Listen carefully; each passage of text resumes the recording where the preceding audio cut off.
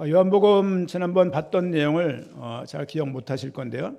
어떤 내용을 마지막에 봤었냐면 그 38년 동안 베데스다 연못가에 누워 있던 한 그 장애인, 그 사람이 회복된 날이 안식일이었고, 그래서 그 안식일 때문에 많은 유대인들이 말을 할 때 하나님께서 일하시니 나도 일한다는 말씀을 우리가 본 것이 지난번 이야기였습니다. 오늘 19절부터 47절까지 봐야 되는데 너무 많으니까 한 절만 읽도록 하겠습니다. 우리 39절만 읽겠습니다. 39절, 요한복음 5장 39절, 오늘이 요절이라고 말할 수 있는데요. 39절 말씀 같이 읽겠습니다. 너희가 성경에서 영생을 얻는 줄 생각하고 성경을 연구하거니와 이 성경이 곧 내게 대하여 증언하는 것이니라. 아멘.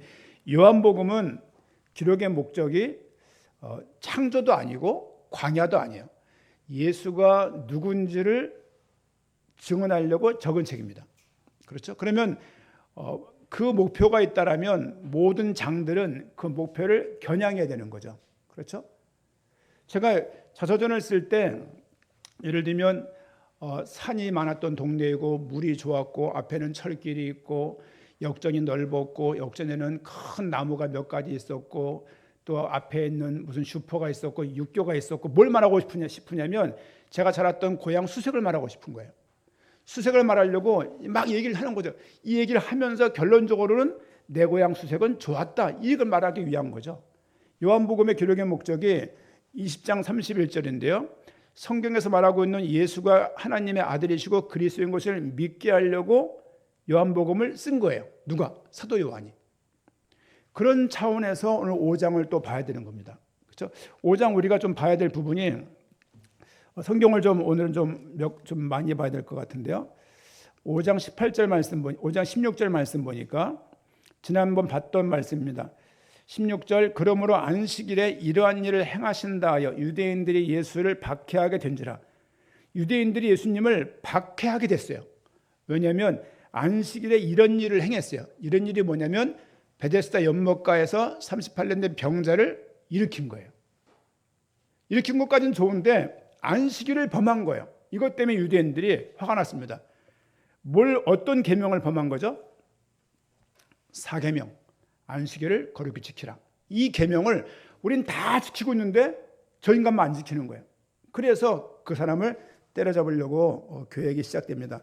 쭉 내려가서 18절 말씀 보니까 유대인들이 이로 말미암아 더욱 예수를 죽이고자 하니 이는 안식일을 범할 뿐만 아니라 하나님을 자기의 친아버지라 하여 자기를 하나님과 동등으로 삼으심이라. 유대인들이 예수를 왜 죽이고자 했냐면 안식일을 범할 뿐만이 아니라 하나님을 자기의 친아버지라고 말했기 때문이에요. 무슨 계명 어긴 겁니까? 1계명. 나 외엔 다른 신이 없느니라. 또 여호와의 이름을 망령되이 읽지 말라는 그 3계명, 1계명, 3계명, 4계명을 예수님이 다 어긴 것처럼 보이는 거예요. 그래서 예수님을 박해하고 죽이려고 마음먹었던 내용이 38년 된 병자를 낫게 한 다음에 있는 일이었습니다. 제 주변에도 27년, 28년 누워있는 중증 장애인이 있어요. 26세에 약물 처방을 잘못해가지고 27세부터 몸이 굳기 시작했고 지금 거의 70년생이니까 몇입니까 나이가? 55세 된, 그러니까 26년 정상인, 나머지는 중증 장애인으로 살아온 거예요. 이것만 움직여요. 이것만. 대소변 다 받아내야 됩니다. 활동 보조, 국가에서 보조해주는 그분들이 와서 그분에게 밀착해가지고 하루 일과를 다 도와줘요. 대변, 소변 다 도와주고요. 밥 먹는 거 도와주고요. 제가 신방 가면은 잠자리 깔아주고 와야 돼요. 이렇게 이불 자리에. 그분이 이렇게 요 손가락 가지고 홈페이지를 73개 만들었어요. 부천에 있는 모 순복음교회 큰 교회 홈페이지 관리자예요. 이해가 안 가는 거예요. 매일 블로그 하세요. 제가 글을 보내면 제 글을 본인 블로그에 올려요. 본인 블로그는 제 코너가 이렇게 있어요. 이렇게. 그래서 그런 걸 보면서 정말 아무것도 못해요. 아마도 오늘 병자가 꼭 그와 같았을 거예요. 교회 오게 되면 휠체어를 들어 올려야 돼, 이렇게. 근데 장애인 차량이 부천에서만 움직여요. 부천 위로 넘어갈 수가 없어. 그러니까 장애인 그 도움의 차량을 또 탈 수도 없는 거예요, 이제. 그러니까 누가 가서 그분을 데리고 앉혀서 데리고 와서 또 올려서 이런 일을 했던 기억도 있습니다. 어쨌든 38년 된 병자를 낳게 한 다음에 이런 좀 어려운 일을 당하고 있는 그런 배경하에, 그러니까 박해하고 예수님을 죽이려고 하는 그 상황. 야, 네가 무슨 하나님과 동등해? 야, 네가 뭔데 안식일을 어겨? 야, 네가 뭔데 여호와의 이름을 망령죄를 일컫는 거야? 라고 말하는 그때 예수님께서 오늘 5장 19절부터 47절까지 거기에 대한 답을 말씀하시는 거예요. 이렇게 보면은 많은 것 같지만 이 내용을 몇 가지 구획으로 나눌 수가 있습니다. 우리 내용을 좀 그렇게 배경이 그렇다는 걸 좀 이해하시고요.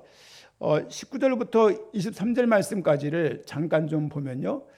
19절 말씀 보니까 그러므로 예수께서 그들에게 이르시되 내가 진실로 진실로 너희에게 이르노니 아들이 아버지께 하시는 일을 보지 않고는 아무것도 스스로 할 수 없나니 아버지께서 행하시는 그것을 아들도 그와 같이 행하느니라. 무슨 말이냐면 성부 하나님이 하시는 그것을 나도 한다, 그 얘기예요.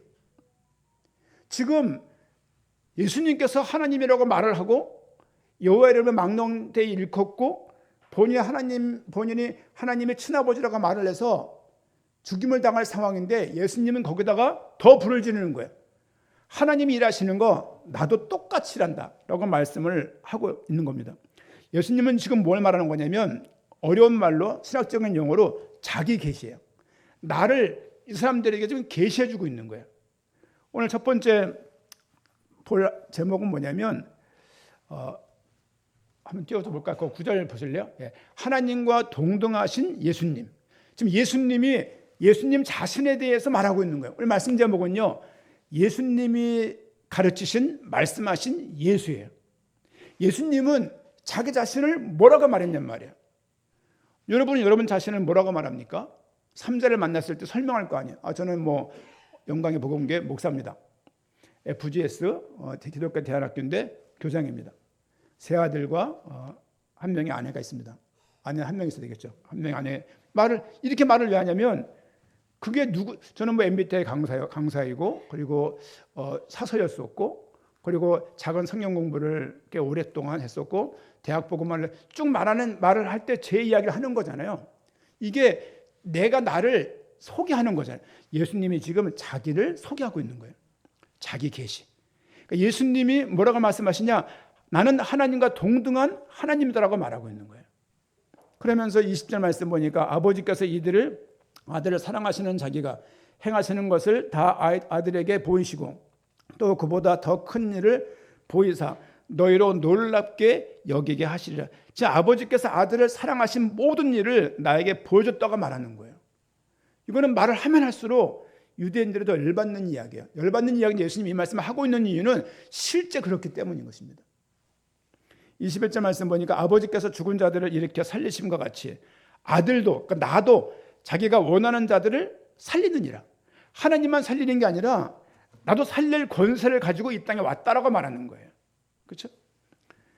22절 말씀 보니까 아버지께서 아무도 심판하지 아니하시고 심판을 다 아들에게 맡기셨으니 성부 하나님은 심판하지 않고 심판의 그 어떤 권세도 아들에게 맡겼다라고 예수님께서 말씀하시는 거예요. 성경 글씨 무슨 색깔입니까? 검은 거예요? 빨간 거예요? 빨간 거예요. 예수님이 직접 하신 말씀을 옮겨놓은 거예요. 그렇죠? 그러니까 누가 제3자가 예수님 보고 예수님 누구라고 소개하는 게 아니라 예수님 자신이 자신을 설명하고 있는 것입니다. 23절 말씀 보니까 이는 모든 사람으로 아버지로 공경하는 것 같이 이들을 공경하게 하려 하심이라. 아들을 공경하지 아니하는 자는 그를 보내신 아버지도 공경하지 아니하느니라. 나를 공경하지 않으면, 나를 온전히 믿지 않으면 결국 아버지도 성부 하나님도 공경하지 않는 것이며 성부 하나님을 믿지 않는 것이라고 지금 똑같이 동등성을 말하고 있는 거예요. 예수님은 지금 자신을 누구라고 말하고 있냐? 나도 하나님이다. 나도 하나님이라고 자기 계시를 하고 있는 거예요. 지금 유대인들 상황은요, 어쨌든 율법에 어긴 것을 걸어서 죽이려고 지금 째려보고 있고 염두에도 보고 있는데 예수님은 거기에 머뭇거리지 않으시고 이렇게 말씀을 하는 거예요. 그러니까 그들은 예수님을 더 죽여야 되겠다고 마음을 먹게 되는 겁니다. 환경을 그냥 요한복음 5장이 성경을 매장 볼 때마다 그냥 보고 내게 필요한 부분들을 발췌해서 내게 필요한 것들을 이루는 성경 구절로 쓰면 안 되고요. 이 말씀이 뭘 의미하는지를 1차적으로 먼저 봐야 돼요. 그렇죠? 이 요한복음은 우리에게 주신 책이 아니에요. 사도 요한이 예수님을 증언하시려고 그 당시에 몇 년도입니까? 이게 기록한 연도가 AD 80년경이에요. 예를 들면 사도 바울이 썼던 서신서보다 더 늦어요. 우리는 보통 사복음서가 앞에 써 있고 서신서가 뒤에 있으니까 기록 연대가 사복음서가 빠를 거라는 착각을 많이 해요. 신약 성경 중에 제일 먼저 쓰여진 책은 사도 바울이 쓴 책입니다. 그렇죠? 그런 걸 보게 되면 사실은 요한복음은 거의 AD 80년경이에요. 80년경이면 사도 바울이 썼던 모든 성경보다 더 뒤에 있는 거예요. 사도 요한은 고린도 교회를 목회했던 목회자이기도 하고 예수님의 어머니인 마리아를 모셨던 분이기도 하면서 또 사도 중에 가장 막내였기 때문에 가장 마지막까지 산 사람이 사도 요한이었어요. 베드로도 갔고, 그렇죠? 야고보 다 죽었고 지금 요한만 남은 거예요. 요한이 요한복음을 통해 맨 마지막 책은 요한계시록입니다. AD 90년경이에요. 그걸 보게 되면 사도 요한이 그냥 한번 예수님을 본 다음에 감동해서 쓴 내용이 아니라 최소 예수님이 AD 30년경 돌아가셨으면 최소 50년 정도는 예수님을 그리스도라고 증언하고 살다가 마지막에 쓰는 내용인 거예요. 그렇죠? 섣불리 알고 쓰는 게 아니라 본인이 충분히 자기 인생을 통틀어서 예수가 누군지를 증언하고 있다. 첫 번째가 뭐였냐면 예수님이 하나님이시다. 그 말을 지금 사도 요한은 하고 있는 겁니다. 두 번째는 영생과 심판을 하시는 분, 이렇게 영생과 심판의 권세 가진 예수님이십니다. 자신을 뭐라고 말하고 있냐면 영생을 주시는 주이면서 심판할 권세가 나에게 있다라고 지금 예수님은 말씀하고 있습니다. 24절 말씀 보니까 내가 진실로 진실로 너희에게 이르노니 내 말을 듣고 또 나 보내신 이를 믿는 자는 영생을 얻었고 심판에 이르지 아니하나니 사망에서 생명으로 옮겼느니라. 너무 중요하고 너무 많은 사람들이 알고 있는 성경 구절입니다. 예수님 말씀 어떤 말씀이냐면 아버지를 믿는 자는 나를 예수님의 말씀과 아버지를 믿는 자는 현재 영생을 얻은 것이다. 영생을 얻을 것이 아니에요. 우리가 교회 나와서 신앙생활을 어떻게 해낸 다음에 영생 얻는 것이 아니고 예수를 믿는 그 순간 나에게 영생이 주어졌음을 알게 되는 거예요. 지난 주일날 우리가 세례식을 했습니다. 중생한 다음에 세례식을 갔습니까? 세례받은 다음에 중생합니까? 신앙 고백을 해야 세례받는 거잖아요. 이미 신학적으로 중생한 사람이 구원받은 사람이 세례받는 것인 거예요. 가톨릭은 영세라고 말하죠. 영세를 받으면, 세례를 받으면 그때 구원이 시작된다고 믿는 거예요. 이건 큰 차이가 있는 것입니다. 우리가 지금 예수님의 말씀을 믿고 하나님 믿는 것으로 영생된 것을 우리가 확인을 하고 가면서 더 알아지지만 우리 영생은 이미 완성된 거예요. 삶이 살다 보니 육신이 있다 보니 연약할 뿐이지 우리에게 영생이 어떤 50점짜리 영생이 주어진 게 아니고 덜 완성된 영생이 주어진 것이 아니고 완벽한 영생이 우리에게 주어졌다. 그렇죠? 그 권세가 누구한테 있냐? 예수 그리스도에게 있다라고 말합니다. 또 나 보내신 이를 믿는 자는 영생을 얻었고 얻을 것이 아닙니다. 그런 의미에서 구원은 퇴보되거나 구원은 탈락되거나 구원은 중도 포기되거나 구원은 중도에 박탈될 수 있는 것이 아니에요. 구원은 확정적인 의미가 있어요. 구원은 최종적인 의미가 담겨 있는 거예요. 구원은 보장적인 의미가 담겨 있는 것입니다.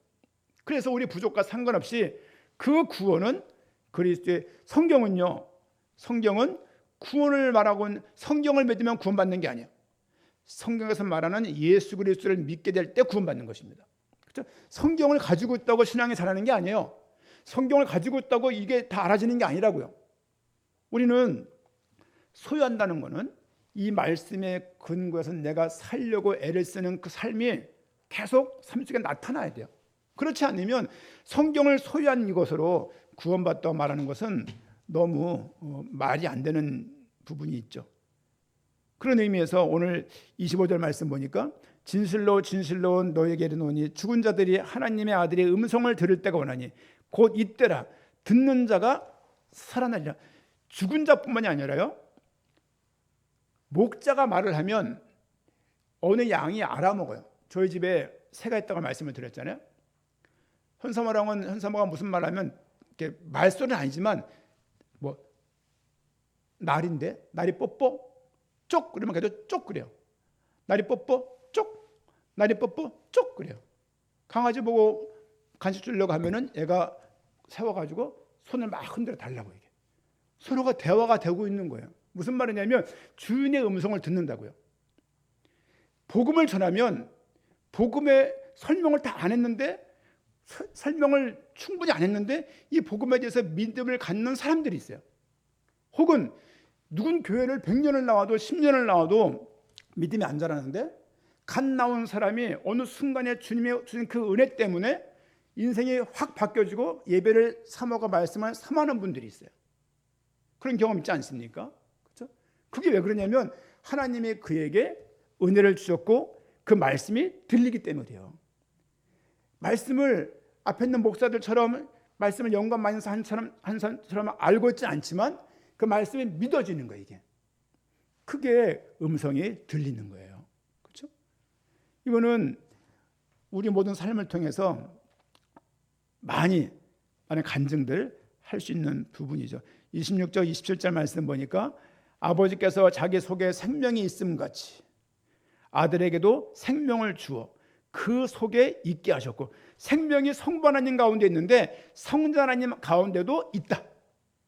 생명이 성부 하나님에 있는 것뿐만이 아니라 성자인 나에게도 있다라고 말하는 거예요. 지금요.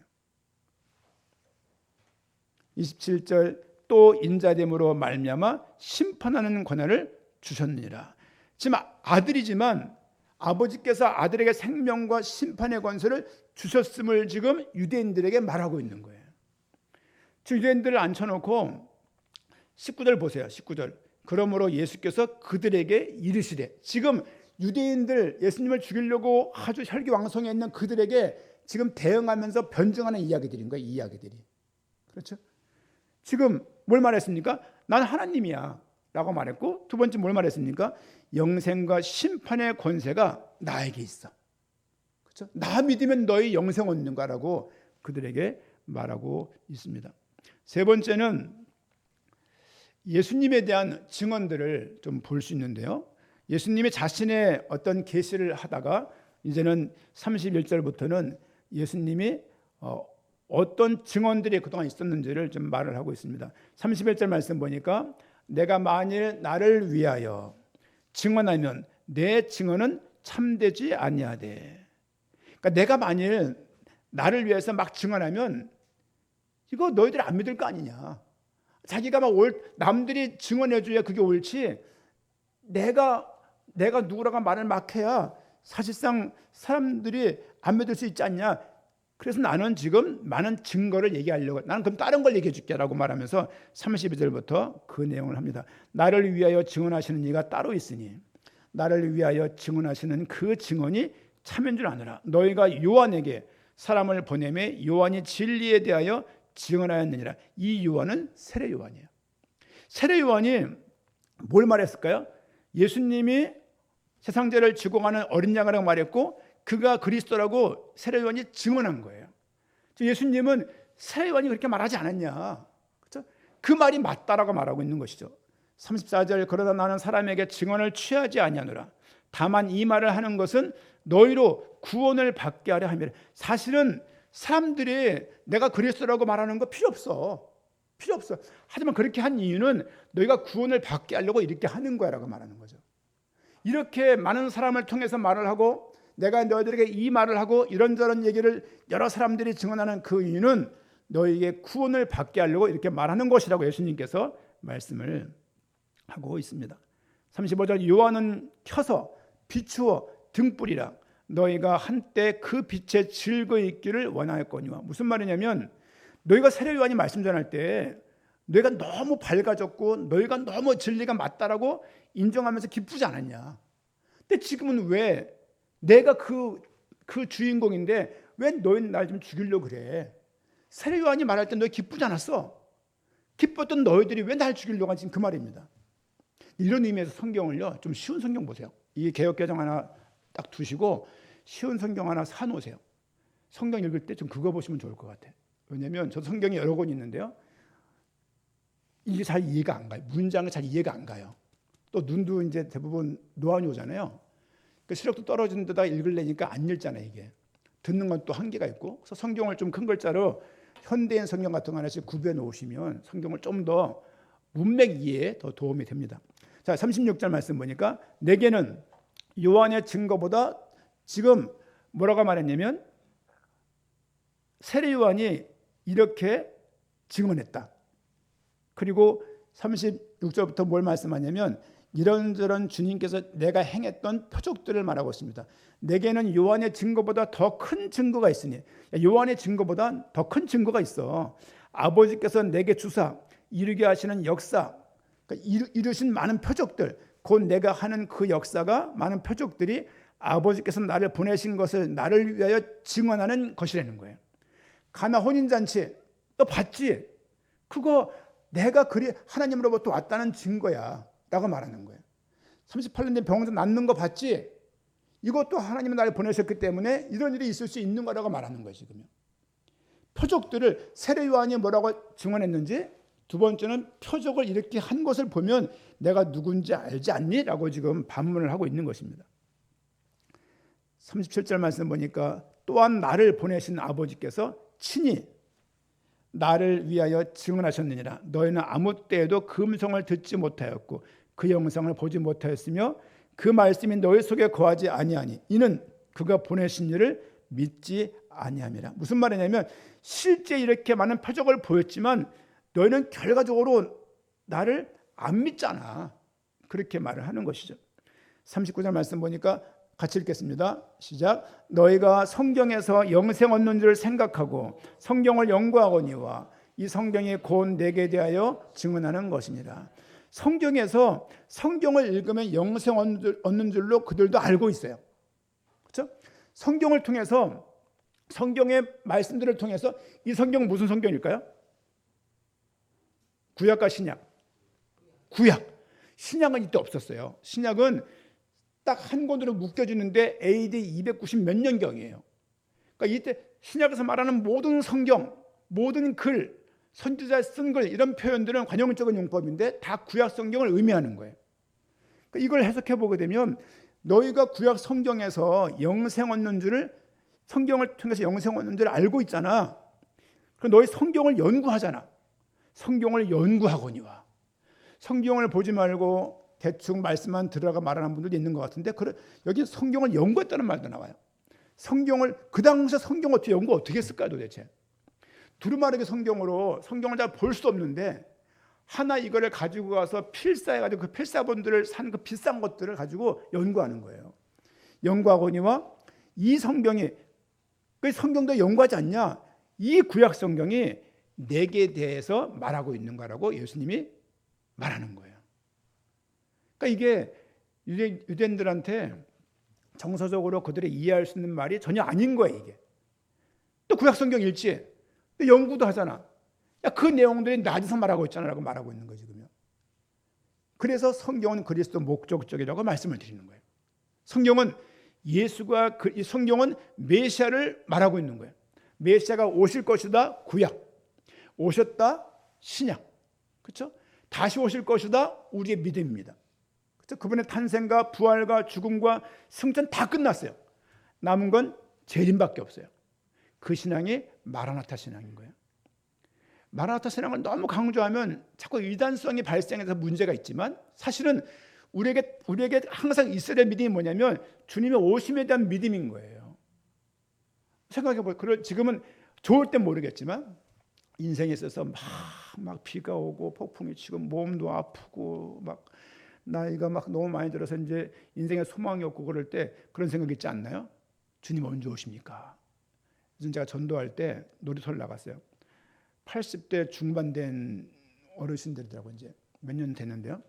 나가니까 이제 인사했어요. 안녕하세요. 그러니까 뭐 교회 목사님들 말하니까는 아유 몇 살이요? 이렇게 묻는 거죠. 뭐 50대 초반입니다. 아유 우리 손주하고 똑같네. 뭐 그러면서 말하는 거지 이제. 그때부터 그냥 손주야 이제. 그러면서 하다가 이제 그럼 묻게 된 거예요.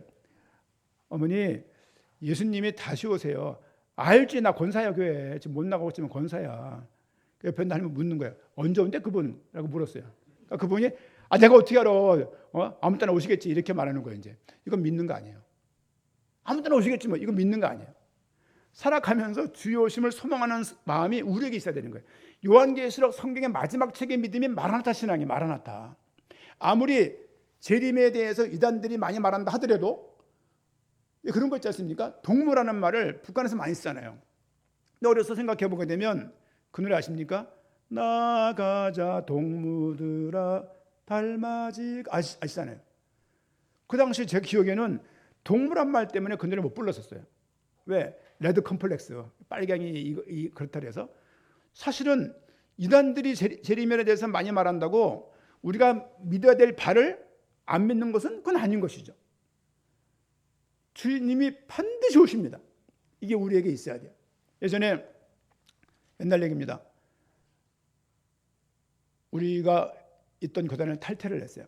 여러분 잘 아는 교단입니다. 그때 IT 아침에 핵심 전에 IT 산업인 선교 IT 산업인 모임이 있었어요. 그때 그런 말을 했습니다.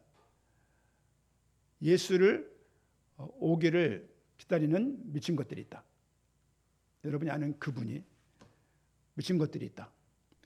신부가 신랑이 온다고 반기면 되지. 왜 이렇게 신랑 오기를 저렇게 막 바둥바둥 애를 쓰는 자체면 신부가 이상 있는 거 아니냐. 난 내일 주님이 오신다면 스피노자처럼 나는 뭐 한 굴에 사과나무 심겠다 이렇게 말을 했었어요. 그러고서 제가 지난 교회가 탈퇴를 이렇게 했었거든요. 이렇게요. 저분에게 재림신앙이 없구나. 그 생각 그때 처음 했어요. 그때부터 제가 따라가던 어른으로 여기지 않았어요. 그리고 싸이월드에 있던 사진 다 지워버렸어요. 둘이 찍어서 여러분 잘 아는 그 여집사님하고 권사님인가요? 한양대 앞에서 그 큰 강당 앞에서 나오시는 거 말씀드리고 같이 지교회 사역자입니다 말씀드리고 제 명이 사진 찍은 게 있어요. 제가 어려서 이러고 있던 장면인데 그 사진 지워버렸습니다. 그리고서 제가 복음을 전하기 시작하는데 같이 있던 여러분이 잘 아는 지금 장로님이죠. 그 모임에서 막 힘들어하는 거예요. 이 듣기를 이거. 그 나오면서 어깨를 툭 치면서 했던 거 해주세요라고 말하는 거예요. 했던 거? 내가 복음 전한다고 전했는데 재림을 말하니까 막 손이 원래 손 떠는 양반인데 손이 막 떨면 느낌에 손이 막 메모를 못하는 거야. 메모를. 그러면서 한양대 사역도 그만해야 되겠다. 1년 뒤에 나가야지. 그랬다가 얼마 있다가 희망퇴직 떠서 희망퇴직을 제가 했던 기억이 있어요. 그때 주 내용이 재림이었어요. 안 믿는구나. 결론적으로 전도도 하고 선교도 하는데 결론은 안 믿는 거예요. 그냥 단어는 알아. 믿지 이렇게 말을 해요. 믿지라고 말하는데 주의 오심에 대한 진짜 믿음이 없는 거예요. 이게요. 그러니까 그런 부분들이 여러분도 마찬가지입니다.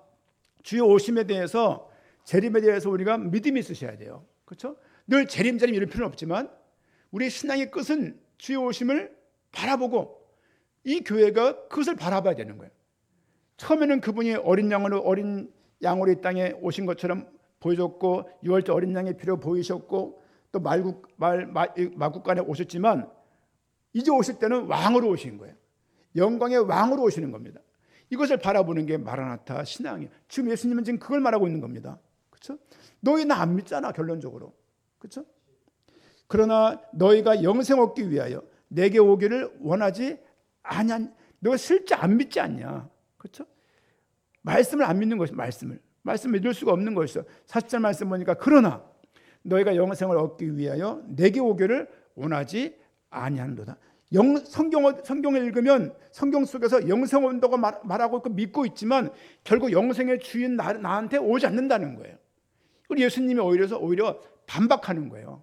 반박하고 지금 내가 누군지를 계속 자기 계시를 예수님이 입으로 하고 있는 거예요. 입으로. 그렇죠? 이거 되게 귀한 본문입니다. 귀한 본문, 이런 본문들은요. 그렇죠? 예수 그리스도라고 말하는데 이런 내용에 대한 인지가 없어요.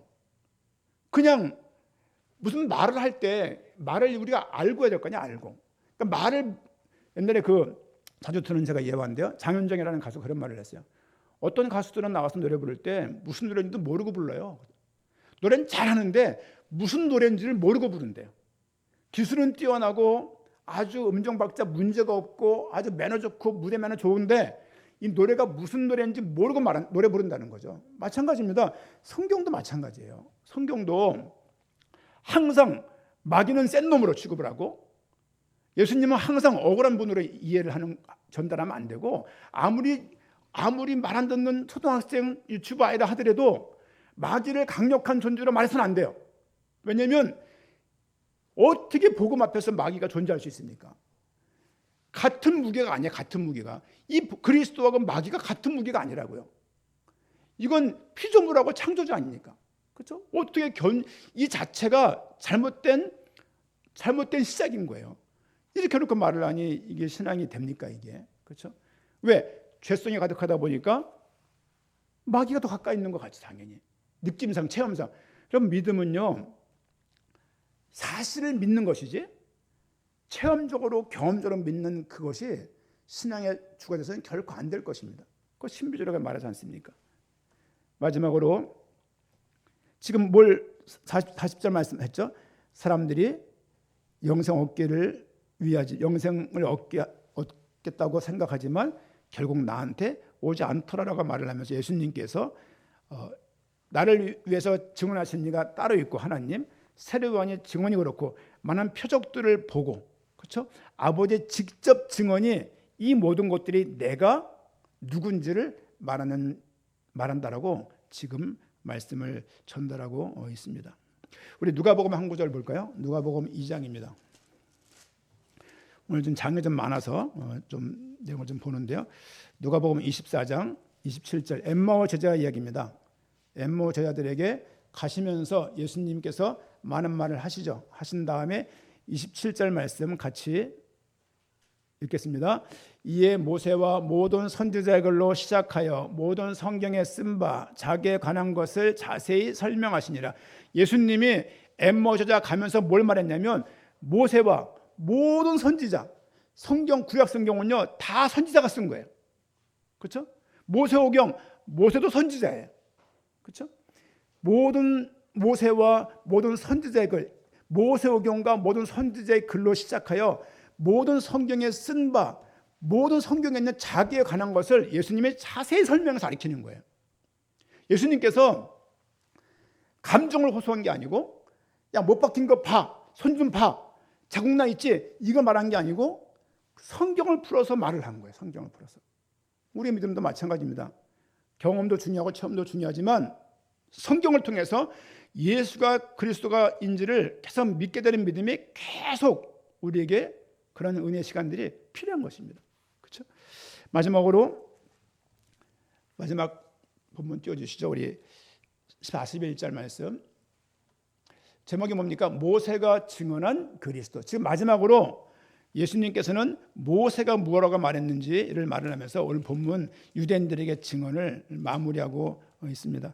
45장 41절 말씀 보니까 나는 사람에게서 영광을 취하지 아니한 너희들이 맞다 그러면 맞고 아니라면 아닌 게 아니라 너희들의 어떤 그런 좋은 말을 취하지 않는다. 다만 하나님을 사랑하는 것이 너희 속에 없음을 내가 알았다.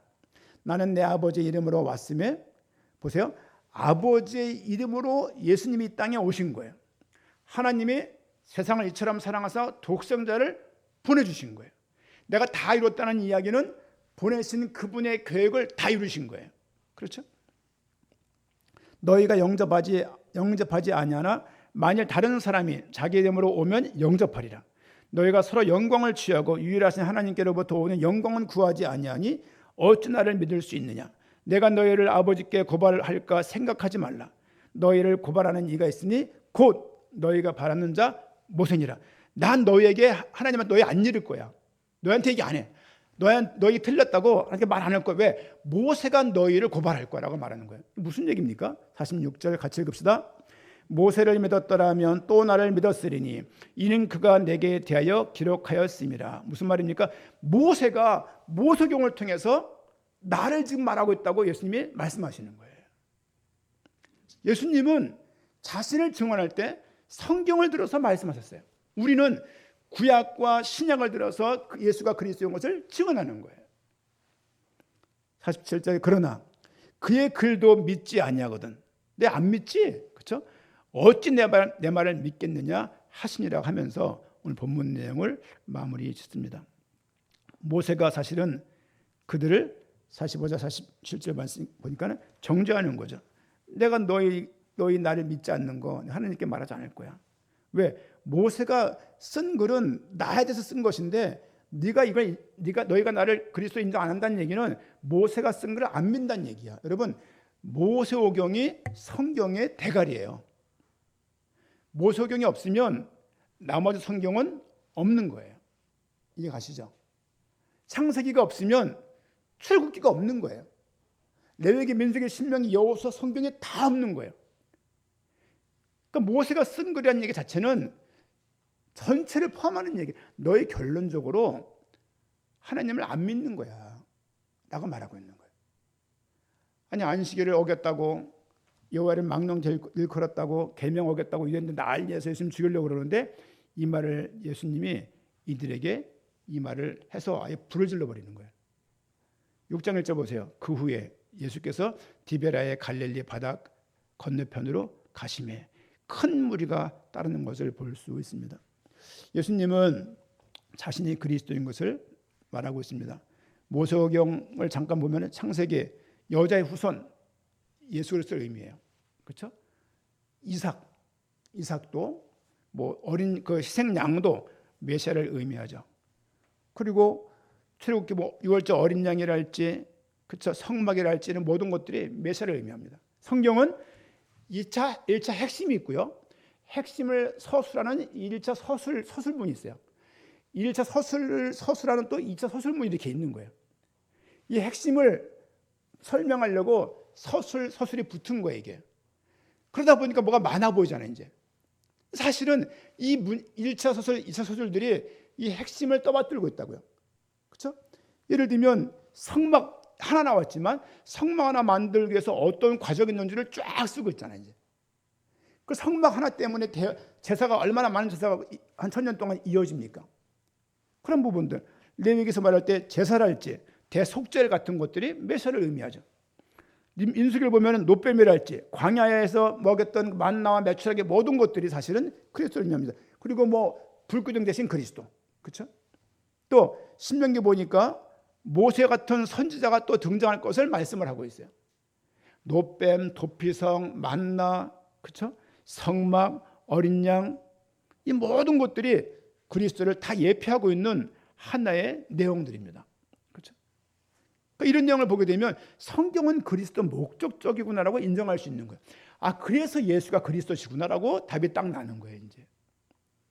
5장에서 예수님은 좀 열받으셨지만 죽이려고 그러는 거예요.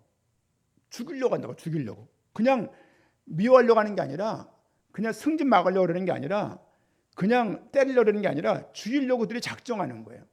거기에 대고 예수님의 권위를 가지고, 권능을 가지고 그들에게 내가 하나님인 것을 증언하고, 그렇죠? 내가 하나님과 동등된 분임을 증언하고, 또 영생과 심판을 하시는 주임을, 권세가 나에게 있음을 말을 하고, 예수님에 대한 많은 증언들을 예를 들면서 본인이 누군지를 계속 자기 계시를 하고 있습니다. 마지막엔 모세가 했던 얘기가 뭐냐라고 말하면서 결국은 나는 하나님이 보내신 그리스도라고 말하고 있는 거예요.